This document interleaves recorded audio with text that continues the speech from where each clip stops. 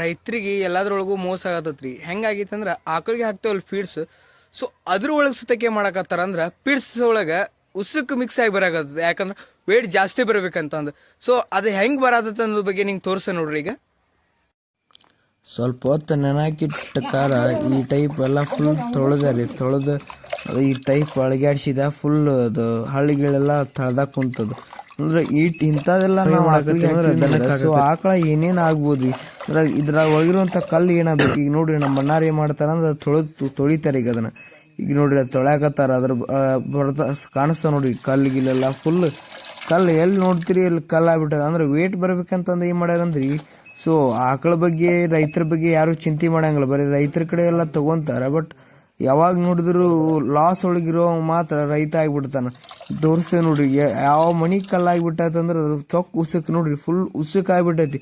ಅಲ್ಲಿ ಕಾಣಿಸ್ತದ ಎಲ್ಲ ಉಸುಕ್.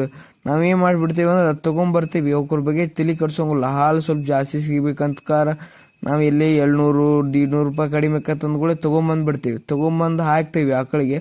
ನಮ್ಗೆ ಅವಾಗ ಹಾಕಕತ್ತಾಗ ನಮ್ಗೇನು ಗೊತ್ತಾಗೋದಿಲ್ಲ. ಯಾಕಂದ್ರೆ ನಾವು ಇಷ್ಟೆಲ್ಲ ನೆನೆಸಿ ಇಷ್ಟೆಲ್ಲ ನೋಡ್ರಿ ಅದಷ್ಟು ಚೊಕ್ ಅಂದ್ರೆ ಜಸ್ಟ್ 1 kg ಅಷ್ಟು ಇರುವಂಥ ಪೀಡ್ಸ್ ಒಳಗೆ ಇಷ್ಟು ಉಸಕ್ ಬಂದತ್ತಂದ್ರೆ ಫುಲ್ ಒಂದು 50 kg ಪಾಕೆಟ್ ಒಳಗೆ ಎಷ್ಟು ಉಸಕ್ ಬರಬಾರ್ದು, ಎಷ್ಟು ಮಣ್ಣು ಬರಬಾರ್ದು. ಸೊ ಆಕಳ ಅದು ತಿಂದು ಆಮೇಲೆ ಆಕಳುಗಳು ಅದು ಏನಾಗಬಾರ್ದು.